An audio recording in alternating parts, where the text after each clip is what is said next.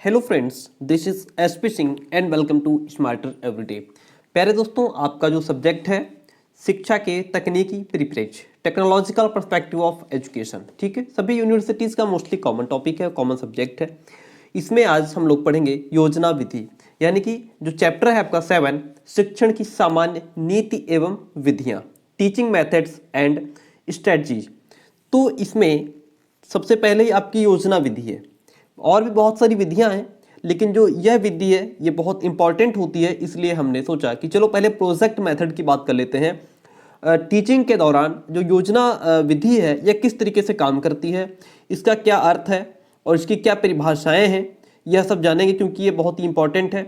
योजना विधि की विशेषताओं को समझेंगे, बहुत ही आसान प्यारी प्यारी भाषा में इसको समझ लेंगे। योजना विधि से क्या लाभ होता है, इसके क्या दोष हैं, और उसके बाद फिर इसको पढ़ेंगे। योजना विधि के जो अलग अलग स्टेप्स हैं उनकी बात करेंगे, ठीक है। तो इस प्रकार से आपकी जो क्लास है बहुत ही इंपॉर्टेंट होने वाली है। लास्ट में हम लोग योजना पद्धति के 3 प्रमुख सिद्धांतों की बात कर लेंगे, जो कि अक्सर पूछ ही लेता है सिद्धांत, ठीक है।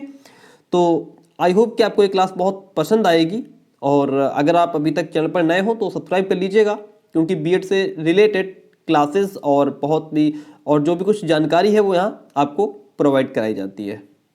तो उससे पहले मैं आपको बता दूं कि ये कुछ सोशल मीडिया हैंडल्स हैं जहां आप हमारे साथ जुड़ सकते हैं। ये हमारा दूसरा यूट्यूब चैनल है, और ये इंस्टाग्राम, और यहाँ से आपको पीडीएफ मिल जाती है, ठीक है। आप चाहे तो इन तीनों का लिंक एक बार डिस्क्रिप्शन बॉक्स में दिया हुआ है, आप चेकआउट कर सकते हैं। चलिए फिर शुरू करते हैं आज की बेहतरीन क्लास। सबसे पहले जानेंगे कि आखिर ये जो योजना विधि है, प्रोजेक्ट मेथड है, ये है क्या। इससे पहले परिचित होते हैं, फिर इसका अर्थ जानेंगे, परिभाषा ये अर्थ हो जाएगा, फिर परिभाषाएं जानेंगे। तो चलिए शुरू करते हैं। देखिए, योजना विधि अथवा प्रोजेक्ट मेथड की बात करेंगे। तबीयत थोड़ा ढीली है आजकल, तो इस वजह से क्लासेस कंटिन्यू नहीं हो पा रही, बड़ा समस्या है। योजना अथवा प्रोजेक्ट विधि की उत्पत्ति दार्शनिक विचारधाराओं के प्रयोजनवादी संप्रदाय के फलस्वरूप हुई। जो योजना अथवा जो प्रोजेक्ट मेथड है, इसकी उत्पत्ति कहाँ से हुई? जो दार्शनिक विचारधारा है हमारी, उसके प्रयोजनवादी संप्रदाय के फलस्वरूप हुई है। और यह विधि जॉन डीवी के शिक्षा संबंधी मत तथा समस्या विधि के स्वाभाविक विकास से विकसित हुई। ओके, इतनी बात क्लियर हुई। योकम एवं सिम्पसन का मत है कि योजना विधि का प्रयोग सबसे पहले व्यावसायिक क्षेत्र में किया गया था। योकम और सिम्पसन ऐसा मानते हैं कि ये जो योजना विधि है ये सबसे पहले व्यावसायिक क्षेत्र में, व्यवसाय के क्षेत्र में सबसे पहले इसको प्रयोग में लाया गया। शिक्षा के क्षेत्र में इसका प्रयोग कोलंबिया विश्वविद्यालय के प्रोफेसर जॉन डीवी तथा उनके शिष्य किलपैट्रिक द्वारा किया गया। और शिक्षा के क्षेत्र में अगर बात करें प्रोजेक्ट मेथड की, तो इसका यूज़ कोलंबिया विश्वविद्यालय के जो प्रोफेसर जॉन डीवी थे वो और उनके शिष्य किलपैट्रिक द्वारा किया गया। डीवी शिक्षा के तत्कालीन रूप एवं व्यवस्था से असंतुष्ट थे, और वे चाहते थे कि शिक्षा छात्रों को यथार्थ और व्यवहारिक जीवन से परिचित कराए। ठीक है, इतनी बात हो गई। अब जानते हैं इसकी कुछ परिभाषाएं। देखिए, योजना विधि की कुछ परिभाषाएं हैं, इनको हम बहुत ही आसान भाषा में समझेंगे। कौन क्या कहता है, परिभाषा देखिए। सबसे पहले किलपैट्रिक के अनुसार प्रोजेक्ट वह सहृदयपूर्ण अभिप्राय युक्त क्रिया है जो पूर्ण संलग्नता के साथ सामाजिक वातावरण में की जाए। यानी कि जो प्रोजेक्ट है वह एक ऐसी एक्टिविटी है जो पूरी कंसिस्टेंसी के साथ सामाजिक वातावरण में की जाती है। बैलार्ड कहते हैं कि प्रोजेक्ट वास्तविक जीवन का एक छोटा सा अंश होता है जिसे विद्यालय में संपादित किया जाता है। पार्कर की भाषा में कहें तो प्रोजेक्ट कार्य की एक इकाई है जिसमें छात्रों को कार्य की योजना और संपन्नता के लिए उत्तरदायी बनाया जाता है। सीवी गुण के अनुसार योजना नियोजित होती है तथा इसकी पूर्ति का प्रयास शिक्षक और शिक्षार्थियों के द्वारा स्वाभाविक जीवन जैसी परिस्थितियों में किया जाता है। वहीं पर थॉमस और लैंग कहते हैं प्रोजेक्ट इच्छा के अनुसार किया जाने वाला ऐसा कार्य है जिसमें रचनात्मक प्रयास और विचार हो, जिसका कुछ सकारात्मक परिणाम यानी कि कुछ पॉजिटिव रिजल्ट भी आ सके। तो यह इसकी कुछ परिभाषाएं थी, इसमें से आपको 2 या 3 परिभाषाएं याद कर लेनी है, क्योंकि जब भी प्रोजेक्ट मेथड पूछेगा तो वहाँ पे अगर आपको परिभाषा लिखने को कहे तो आप 2 परिभाषाएं कम से कम लिख सकें, क्योंकि परिभाषाओं का बहुत इंपॉर्टेंट रोल होता है हमारा जो हम कॉपी लिखते हैं उसमें। योजना विधि की कुछ विशेषताएं हैं, हम इनको जान लेते हैं। देखिए, नंबर 1 तो योजना मितव्ययी होना चाहिए। योजना छात्रों के लिए चुनौतीपूर्ण और रोचक होनी चाहिए। योजना का व्यक्तिगत तथा सामाजिक रूप से उपयोगी होना अनिवार्य हो जाता है। योजना में विभिन्न प्रकार की अनेक क्रियाओं का समावेश भी होना चाहिए।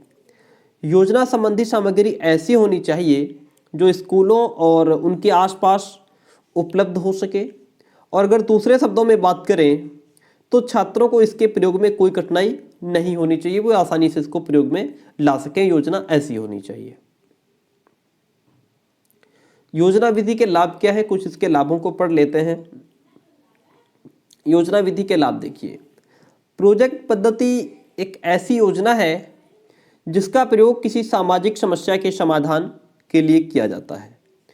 प्रोफेसर किलपैट्रिक के अनुसार प्रोजेक्ट वह उद्देश्यपूर्ण क्रिया है या कार्य है जो सामाजिक वातावरण में पूर्ण संलग्नता से किया जाए, जो कि हम पहले पढ़ चुके हैं अभी, है ना। इसके कुछ लाभ है, जैसे प्रोजेक्ट पद्धति में छात्रों को विभिन्न सामाजिक सिद्धांतों और मनोवैज्ञानिक नियमों का ज्ञान प्राप्त होता है। इस पद्धति के द्वारा शिक्षण से छात्रों को सीखने के विभिन्न नियम, विभिन्न मनोदशाओं, जिज्ञासाओं और इच्छाओं का ज्ञान भी प्राप्त होता है। ठीक है, चलिए आगे बढ़ जाते हैं इसी के साथ। 3rd नंबर पॉइंट है हमारे सामने, शिक्षण में प्रोजेक्ट पद्धति के द्वारा कार्य, अनुभव, विभिन्न क्षेत्रों में विचारशीलता, सामाजिक कुशलता इत्यादि को विकसित करने में सहायता मिलती है। शिक्षण में प्रोजेक्ट योजना पद्धति के द्वारा जीवन से संबंधित वास्तविक समस्याओं का उद्देश्यपूर्ण ज्ञान प्राप्त होता है। प्रोजेक्ट मेथड के द्वारा हम विभिन्न विषयों का अध्ययन एक सम्मिलित एकीकृत रूप में कर सकते हैं। प्रोजेक्ट पद्धति के द्वारा शिक्षण को मितव्ययिता और प्रभावशीलता की दृष्टि से अधिक प्रभावी बनाया जा सकता है। किसी भी चीज़ को अगर ज़्यादा प्रभावी बनाना है, इफेक्टिव बनाना है, तो आवश्यक हो जाता है कि उसको एक प्लान लेकर के, एक योजना लेकर के, योजनाबद्ध तरीके से उसको रिप्रेजेंट किया जाए। प्रोजेक्ट पद्धति के द्वारा छात्र, इसमें कुछ खास समझाने को है ही नहीं, तो बहुत आसान शब्दों में लिखा हुआ है। प्रोजेक्ट पद्धति के द्वारा छात्रों और नागरिकों को लोकतंत्र का प्रशिक्षण प्रदान करके उनमें सामाजिक, राजनैतिक और नागरिक गुणों की समझ विकसित करने में अधिक सफलता मिलती है। यह पद्धति व्यक्तिगत विभिन्नताओं के आधार पर पिछड़े एवं अति प्रभावशाली छात्रों के लिए भी काफ़ी लाभदायक होती है। चलिए अब हम जान लेते हैं प्रयोजना विधि के कुछ दोष हैं, इन दोष को भी डिस्कस कर लेते हैं। देखिए, यह विधि अधिक महंगी होती है और शिक्षण कार्य व्यवस्थित नहीं हो पाता है। इसमें छात्रों का उचित मूल्यांकन करने में भी समस्या होती है। श्रम अधिक खर्च होता है, इसमें मेहनत ज़्यादा लगती है। उच्च स्तर पर केवल प्रोजेक्ट से शिक्षण नहीं किया जा सकता। परियोजनाओं के लिए उपकरणों और प्रयोगशालाओं की आवश्यकता होती है। योजना के लिए उचित संदर्भ साहित्य का अभाव हो सकता है और यह प्रत्येक विद्यालय से संभव भी नहीं है। यह इसके कुछ दोष हो जाते हैं। फिर आते हैं परियोजना विधि के कुछ चरण हैं, कुछ स्टेप्स होते हैं, तो इनको कुछ डिटेल में जान लेते हैं। देखिए,